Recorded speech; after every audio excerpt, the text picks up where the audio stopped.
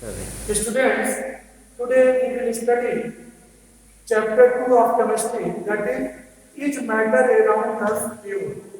In this chapter, first we will study classification of matter. Classification of matter. Matter can be classified into pure substances and impure substances. The pure substances are further classified into elements and compounds. So we can say that elements and compounds are pure substances.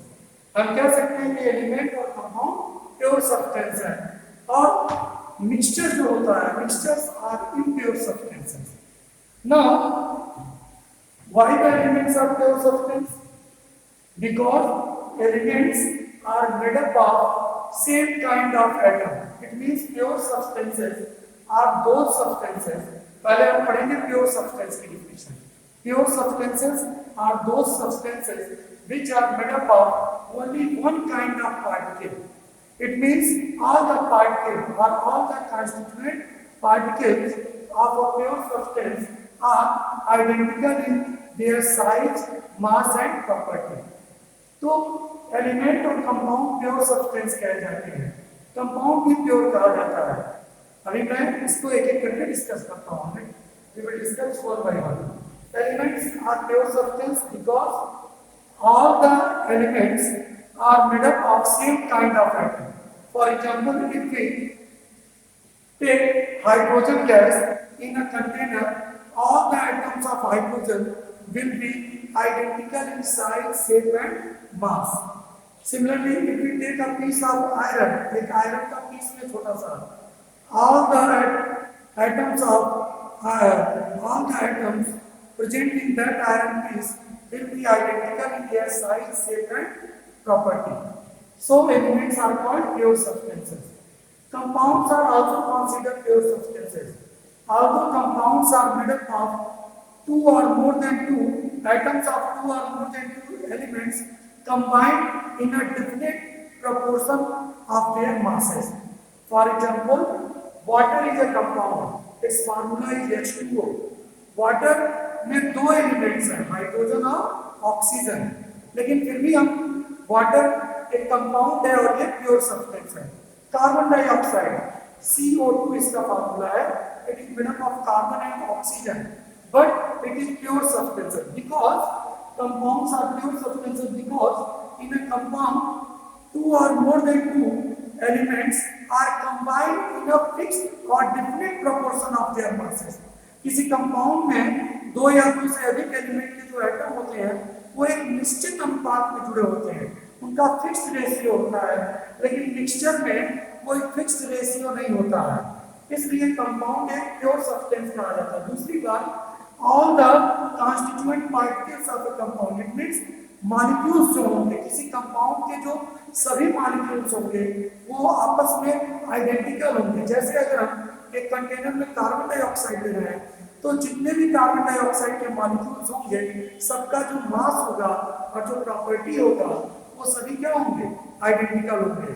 इसी तरह अगर किसी container में हम water लेते हैं तो सभी जो H2O के मॉलिक्यूल्स होंगे उनकी प्रॉपर्टी, उनकी मास, उनकी साइज और उनका जो बॉइलिंग पॉइंट होगा, जो भी कैरेक्टरिस्टिक प्रॉपर्टी होगी वो आइडेंटिकल होगी. So the compounds are also called pure substances. Now elements are further divided into metals, non metals and metalloids on the basis of their physical and chemical properties. अभी हम लोग we will discuss one by one metal, non metal and metalloids.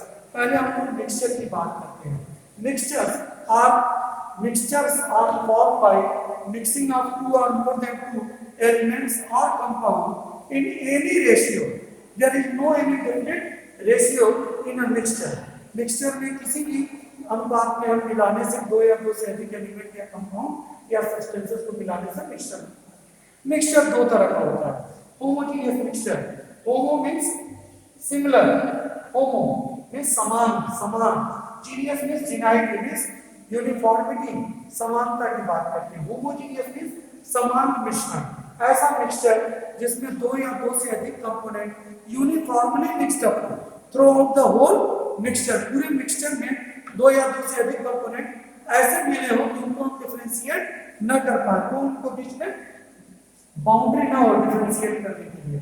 जैसे sugar water solution, अगर हम water में थोड़ा सा sugar मिला दें या सॉल्ट मिला दें, सॉल्ट वाटर सॉल्यूशन, तो यूनिफॉर्मली जो सॉल्ट होगा या शुगर होगा उसके पार्टिकल वाटर में यूनिफॉर्मली मिक्स्ड अप हो जाएंगे, वो फिल्टर करने के अलग नहीं होंगे। लेकिन हेट्रोजीनियस मिक्सचर, हेट्रोजीनियस जो होता है ये मिश्रण मिश्रण कहलाता है। ऐसा solution that type of mixture in which two और more than components are non uniformly mixed up, इनमें यूनिफॉर्मिटी नहीं होगी, ये समान रूप से नहीं मिला होगा। जैसे सैंड वाटर या वाटर में स्टार्च को घोल दें तो ऐसे सब मिक्सचर क्या कहलाएंगे, हेट्रोजीनियस। हेट्रोजीनियस मिक्सचर जो होते हैं उनमें यूनिफॉर्मिटी नहीं होती है और ये इजीली फिजिकल मेथड से सेपरेट किए जा सकते हैं, ये फिल्टर करने में अलग हो सकते हैं। 6 अब हम बात करते हैं heterogeneous mixtures are further divided into suspension and colloids on the basis of size of their particles। जो dispersed particle, जो पार्टिकल दूसरे कंपोनेंट में जाके मिक्स्ड अप है, उस पार्टिकल के साइज के आधार पे हेट्रोजीनियस भी दो तरह का हो सकता है, सस्पेंशन और कोलाइड्स। एक एक की हम प्रॉपर्टी को डिस्कस करते हैं। पहले हम एक बार एलिमेंट और कंपाउंड्स पे आते हैं, एलिमेंट्स पे आते हैं, मेटल, नॉन मेटल और metalloids.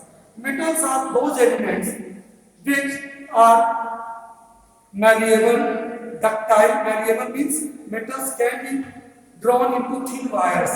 Ductile metals can be beaten into thin sheets.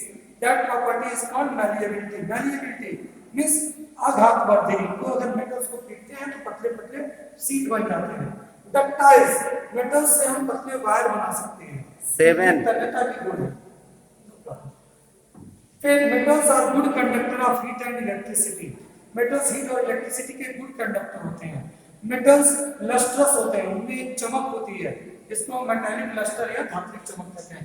Metals have high melting and boiling point, but some metals have low melting point, जैसे कि सोडियम, पोटेशियम और सॉफ्ट मेटल्स। नॉन मेटल्स होते हैं वो non ductile, non malleable, bad conductor of heat and electricity except graphite. Graphite non-metal है, it is allotrope of carbon. Carbon से ही graphite और diamond दोनों बने हैं, लेकिन ग्रेफाइट जो होता है वो गुड कंडक्टर होता है इलेक्ट्रिसिटी का। तो metals, non metals are bad conductor, most of non metals होते हैं वो बैड कंडक्टर ऑफ इलेक्ट्रिसिटी है। नॉन मेटल्स नॉन डक्टाइल होते हैं, नॉन मैलिएबल होते हैं, नॉन लस्ट्रस होते हैं, ब्रिटल होते हैं, पीटने पे टूट जाते हैं। फिर मेटल्स की जो केमिकल प्रॉपर्टी है, मेटल्स जो होते हैं they are electropositive, electron loose करने की टेंडेंसी होती है और पॉजिटिव आयंस बनाते हैं। जैसे सोडियम एक इलेक्ट्रॉन लूज करता है, Na+ बनाता है, पोटेशियम एक इलेक्ट्रॉन निकालता है, K+ बनाता है, मैग्नीशियम 2 इलेक्ट्रॉन लूज करता है, Mg2+। नॉन मेटल्स इलेक्ट्रॉन लेते हैं, इलेक्ट्रोनेगेटिव नेचर के होते हैं, जैसे क्लोरीन एक इलेक्ट्रॉन लिया, Cl-, फ्लोरीन एक इलेक्ट्रॉन लिया, F-, ऑक्सीजन 2 इलेक्ट्रॉन लिया, O/2- चार्ज। ये हम लोग आगे पढ़ेंगे वैलेंसी वाले चैप्टर 3 में। फिर हम बात करते हैं मेटलॉइड्स। कुछ ऐसे एलिमेंट्स हैं जो मेटल और नॉन मेटल के बीच में होते हैं, जिनकी प्रॉपर्टी मेटल से और नॉन मेटल्स के बीच में होती है, इनको मेटलॉइड्स कहते हैं। जैसे आर्सेन, हम बात करते हैं सिलिकॉन, जर्मेनियम, आर्सेनिक, एंटीमनी और टेलुरियम, ये मेटलॉइड्स हैं। तो हम बात करते हैं मेटल्स के एग्जांपल जितने भी हैं, हम बात करते हैं 9 सोडियम, कुछ मेटल्स के एग्जांपल देते हैं, magnesium, aluminium, iron, copper, silver, gold, zinc, ये सभी क्या है, मेटल्स हैं। जिंक, कॉपर, ये सभी मेटल्स की हम बात करते हैं। हम बात करते हैं non metals. Most of the elements हैं मेटालिक कैरेक्टर के। नॉन मेटल्स की बात करें, जितने भी हम बात करते हैं, hydrogen, oxygen, nitrogen, fluorine, sulphur, phosphorus, chlorine, bromine, iodine, और इनके साथ जो नोबल एलिमेंट्स हैं, helium, neon, argon, krypton, xenon, ये सभी नॉन मेटालिक नेचर के हैं। Metalloids silicon, germanium, arsenic, antimony, antimony का सिंबल Sp होता है, इसको स्टीरियम कहते हैं। सिलिकॉन, जर्मेनियम, आर्सेनिक, एंटीमनी और टेलुरियम ये मेटलॉइड्स करेक्ट करते हैं। कंपाउंड्स की हम बात करें, दो या दो से अधिक एलिमेंट्स के डिफरेंट प्रोपोर्शन में मिलने से हैं बनते हैं, जैसे H2O, CO2, NH3, HCl, ये सभी कंपाउंड है। H2SO4, sulphuric acid. कंपाउंड्स को फिर बांट सकते हैं तीन ऑर्गेनिक कंपाउंड्स और ऑर्गेनिक कंपाउंड्स में। इनऑर्गेनिक कंपाउंड्स को हम बांट सकते हैं फिर एसिड, बेसिस और सॉल्ट में बांट सकते हैं। हम बातें हैं ट्रू सॉल्यूशंस की बात करते हैं, जैसे शुगर वाटर सॉल्यूशन। हमने कहा ट्रू सॉल्यूशन होमोजीनियस होता है, जो इसमें साइज ऑफ सॉल्यूट पार्टिकल होती है जो डिसॉल्व है, जैसे शुगर वाटर में घुला है, उसकी साइज जो होती है, साइज ऑफ पार्टिकल्स एकदम नीचे डिसॉल्व, ये लेस देन 10⁻⁹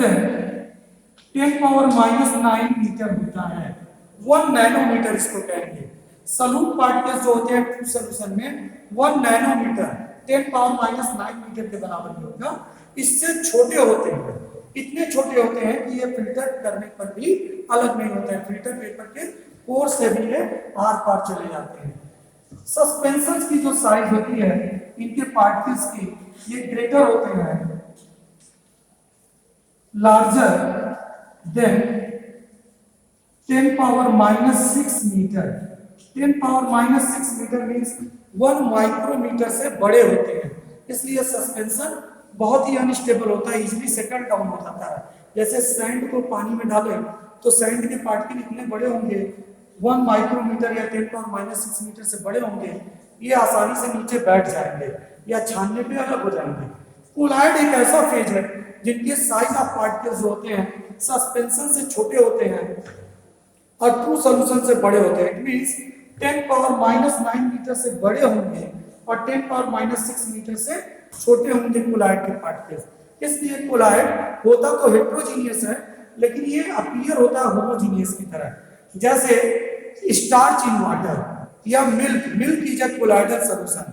कोलाइड्स को भी कई तरह से बांटा गया, 8 तरह से, solid salt, aerosol, gel, emulsion, इस तरह से कोलाइड्स को भी बांटा गया। फोम। तो हम बात करते हैं कोलाइड्स जो होते हैं इनमें 2 फेज होता है, एक तो डिस्पर्स फेज जो पार्टिकल घुला होता है, और एक जिस मीडियम में घुला होता है उसको डिस्पर्सन मीडियम कहते हैं। कोलाइड्स में जो डिस्पर्स फेज होगा, जो पार्टिकल डिसॉल्व होते हैं उनकी या डिस्पर्स्ड होते हैं, उनकी जो साइज होती है वो 10⁻⁶ से 10⁻⁹ के बीच में होती है। इट मींस सस्पेंशन से छोटे और ट्रू सॉल्यूशन से बड़े होते हैं। कोलाइड फिल्टर करने पे इजीली नहीं अलग नहीं हो पाते हैं, लेकिन इनको हम सेपरेट करने के लिए कुछ अलग टेक्निक जैसे सेंट्रीफ्यूगेशन करते हैं, जैसे मिल्क से क्रीम को अलग करने के लिए सेंट्रीफ्यूगेशन करते हैं, जैसे soap water mixture is also a colloidal mixture. Okay students, you will write these topics. The notes of these topics already have been sent in the WhatsApp group, so you will write these topics.